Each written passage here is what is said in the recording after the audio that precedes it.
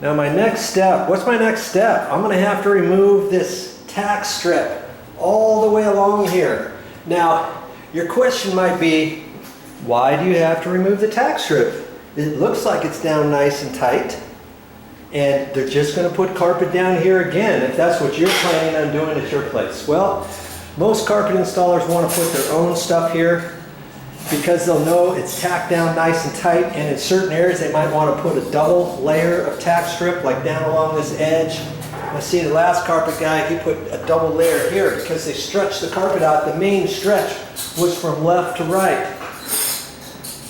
But you look over here and there's still only one piece there, you know?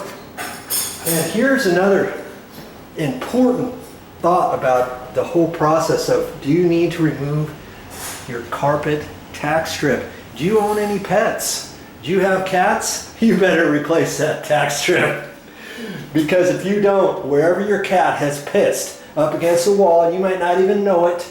You might think, oh, my carpets were bad, I gotta replace my carpet. If you don't replace this tack strip, you're gonna have issues after you install your new carpet, because see that discoloration piece right there?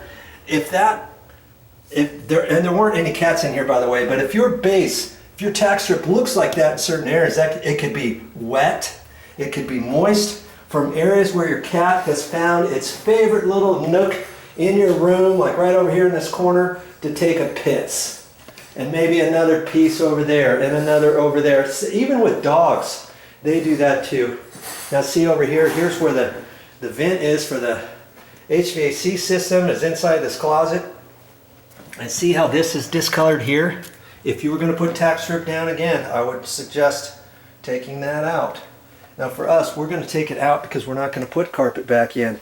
And I'll explain that in a minute. Now this house is a smoke-free, cat-free, pet-free home. But if you have cats or dogs, and you're going to take that tack strip up and it's still smelly, and you're down on a concrete subfloor. Let's say you're on a concrete subfloor. Here we've got existing tiles down, vinyl tiles on the floor. But what you can do, wherever you see remnants of the smell, let's say, you're going to want to go to a local hardware store, talk to a salesman, and ask them what kind of cleanser can you use for cat urine and that sort of thing, okay?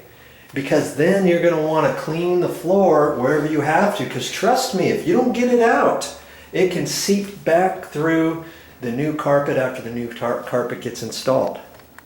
All right, there's your tip for the day. Okay, well, we'll just remove the carpet and the carpet pad. And here's something really important to use, something like this. Okay, it's a dust mask. You put this over your head and you kind of bend it right here for your nose. And some even have a little filter thing right here, but that's kind of a must. I'm already feeling it in my throat, but I didn't put one on because then it's harder for you to hear what I'm saying and all.